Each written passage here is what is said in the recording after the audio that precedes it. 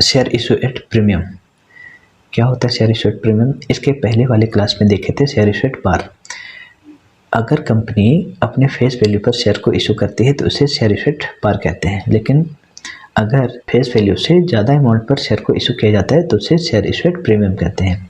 जैसे मान लो एक शेयर की प्राइस 10 रुपया है और कंपनी उसको 12 रुपये में पब्लिक को दे रही है या 15 रुपये में दे रही है, जितना प्राइस है उससे ज़्यादा में, तो जितना एक्चुअल प्राइस है उसको फेस वैल्यू बोलते हैं, लेकिन ये जो मार्केट वैल्यू है वो इससे ज़्यादा है, जितना एक्चुअल प्राइस है उससे ज़्यादा है, तो उसको बोलेंगे शेयर इशू एट प्रीमियम। तो इस बात को लिखेंगे यहाँ पर, यदि कोई कंपनी अपने फेस वैल्यू से अधिक अमाउंट पर शेयर्स को इशू करती है। शेयर इशू करना मतलब पब्लिक को शेयर देना। यदि कोई कंपनी अपने फेस वैल्यू से अधिक अमाउंट पर शेयर को इशू करती है तो इसे शेयर इशू एट प्रीमियम कहते हैं। एट पिछले वाले टॉपिक्स में आपने देखा था शेयर इशू एट पार।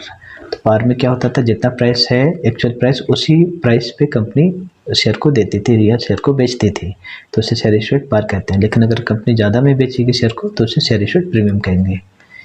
तो इसमें क्या होता है, नोट एक एंट्री चेंज हो जाएगा, बाकी सब कुछ सेम रहेगा। तो लिखेंगे शेयर इशू एट प्रीमियम को ड्यू वाली एंट्री के साथ क्रेडिट करें।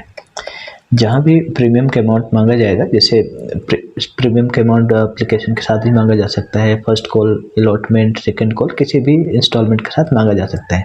तो जिस इंस्टॉलमेंट के साथ प्रीमियम का अमाउंट मांगा जाएगा ये क्वेश्चन में मेंशन रहेगा। अगर क्वेश्चन में कुछ भी मेंशन नहीं है तो हमें प्रीमियम का अमाउंट अलॉटमेंट के समय एंट्री करना चाहिए। तो ये सारी बातें क्वेश्चन में लिखी हुई रहेगी। तो यहाँ पर नोट में लिखेगा शेयर इशू एट प्रीमियम को ड्यू वाली एंट्री के साथ क्रेडिट करें। देखिए हर एक इंस्टॉलमेंट का दो एंट्री होता है, एक ड्यू वाला और एक रिसीव वाला। तो जब भी हम प्रीमियम वाला क्वेश्चन बनाएंगे तो हम ड्यू वाला एंट्री के साथ आपको क्या करना है, क्रेडिट करना है, और बाकी एंट्री में कोई चेंज नहीं होगा। बाकी एंट्री पहले की तरह होगी, उसमें कोई भी बदलाव नहीं होगा। तो आइए क्वेश्चन बनाकर देखते हैं कि ये क्वेश्चन बनता कैसे है। Durga limited company issue 10,000 equity share और 10 ईच। कंपनी के पास 10,000 इक्विटी शेयर है, तो उसको हम समरी में लिख रहे हैं इशूड शेयर। कंपनी ने कितना शेयर इशू किए हैं, इशूड शेयर। मार्केट में कंपनी ने लाया है 10,000 इक्विटी शेयर। इक्विटी वर्ड है तो इक्विटी लिखिए, जो नाम रहेगा शेयर का वो लिखेंगे। इक्विटी शेयर होता है, प्रेफरेंस शेयर होता है, तो लिखना है। और एक की फेस वैल्यू, इसका एक्चुअल प्राइस है 10 rupees at premium of 3 rupees each.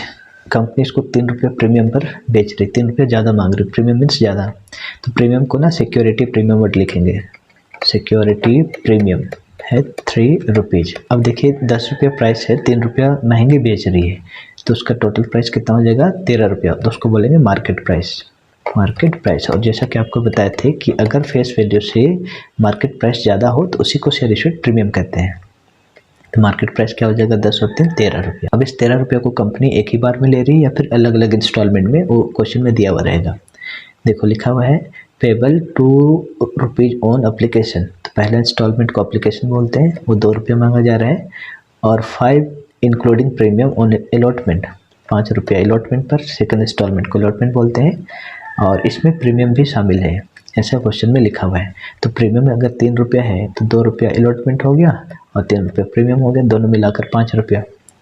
And the balance on first and final call. अब बैलेंस दिया हुआ नहीं है तो आपको खुद समझना होगा कि अगर टोटल 13 रुपये दाम है और ये 2 और 5 मिला के 7 हुआ, तो और बैलेंस कितना बचेगा, 5 रुपया।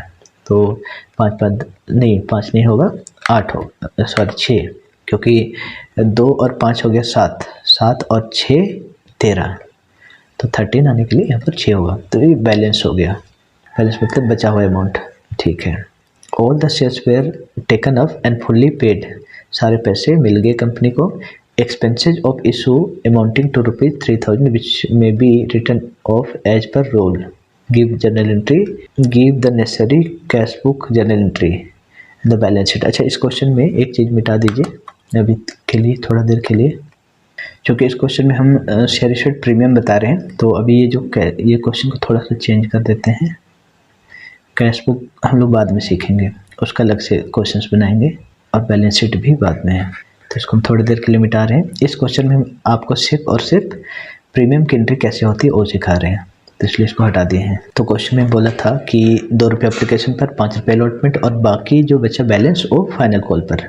तो 2 और 5 7 हो गया, 7 और 6 13। तो आपको क्या करना है, हर एक का 2 एंट्री करना है। इसका 2 एंट्री, इसकी 2 एंट्री और इसकी 2 एंट्री, टोटल 6 एंट्री होगा। और ये एंट्री बिल्कुल पहले ही जैसा होगा, एट पार के जैसा, लेकिन बस आपको अभी लिखवाया है कि प्रीमियम रहेगा तो उसको क्या करना है, ड्यू वाले एंट्री के साथ क्रेडिट कर देना है, बाकी सब एंट्री सेम। कैसे देखिए, पहला इंस्टॉलमेंट को एप्लीकेशन बोलते हैं। इसकी एंट्री क्या होती है, एंट्री होती है bank account debit to equity share application account.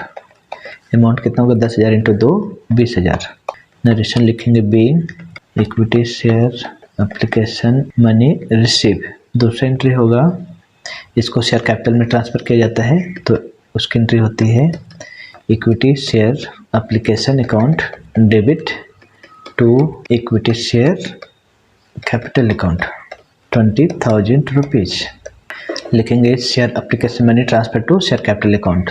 Narration लिखना कंपलसरी है, equity share application money transfer to equity share capital account. अब इसके बाद आपको अलॉटमेंट की एंट्री करनी है, 2 एंट्री। तो पिछला वाला टॉपिक्स में हम आपको बताए थे, इसके बाद की एंट्री सेम टू सेम होती है, बस नाम चेंज करना है और इंटरचेंज कर देना है। जैसे पहली एंट्री की जगह में सेकंड वाला एंट्री होगा और सेकंड की जगह में पहली एंट्री होगा। तो सेकंड वाला एंट्री क्या है, equity share application to equity share capital, इसको डी वाली एंट्री बोलते हैं। तो यहाँ पर नाम चेंज करेंगे, इक्विटी शेयर एप्लीकेशन की जगह में हो जाएगा इक्विटी शेयर अलॉटमेंट अकाउंट, अब पूरा लिख देना, to equity share capital account. इसको डी वाली एंट्री बोलते हैं, कैपिटल वाली एंट्री को, और बैंक वाला एंट्री को रिसीव वाली एंट्री बोलते हैं। तो आपको बताए हैं कि देखिए, अगर कंपनी प्रीमियम में शेयर को इशू करेगा तो प्रीमियम को कहाँ पर दिखाएंगे, प्रीमियम को दिखाएंगे ड्यू वाली एंट्री में क्रेडिट करके। तो ये ड्यू वाली एंट्री है, यहाँ पर इसको क्रेडिट कर दीजिए to security premium, security premium account, और अमाउंट लिखिएगा 3 रुपीज़ प्रीमियम है, तो 3 इंटू ये जो 3 है इंटू 10,000, ये हो जाएगा 30,000। और अलॉटमेंट का बाकी 2 रुपये बचेगा, तो 2 इंटू 10,000 20,000। अब चाहो तो यहाँ पर लिख सकते हो 10,000 टोटल शेयर है, 3 रुपये प्रीमियम है तो 30 हो गया, और 10,000 शेयर है और अलॉटमेंट का 2 रुपये वही 20,000, तो टोटल हो गया आपका 50,000। इसका मतलब कंपनी अलॉटमेंट जिसको शेयर अलॉट कर रही है उससे 50,000 रुपये चार्ज कर रही है। नरेशन लिखेंगे being share allotment money due, share allotment money due. अब पैसे आएंगे शेयर अलॉटमेंट के, तो इसकी एंट्री होगी bank account debit to equity, but लगा दीजिए इक्विटी शेयर अलॉटमेंट अकाउंट। अब इधर कोई चेंज नहीं होता है, बस अमाउंट लिखते जाना है। तो टोटल 50,000 रुपया मांगा गया है, तो कंपनी के पास 50,000 पैसे आएंगे। उसकी entry being share allotment money receive. अब आपको इसकी 2 एंट्री करनी है, फर्स्ट कॉल, और चूँकि कॉल ख़त्म हो गया तो इसको फर्स्ट एंड फाइनल कॉल कहते हैं। तो इसका 2 एंट्री सेम, इसी को उतार दीजिए नाम चेंज करके, शेयर अलॉटमेंट की जगह में हो जाएगा शेयर फर्स्ट कॉल, और कॉल ख़त्म हो गया तो फर्स्ट एंड फाइनल कॉल। लिखेंगे equity share first and final, अगर कॉल ख़त्म होगा तो एंड फाइनल लिख देना है। Equity share first and final call account debit to equity share capital account.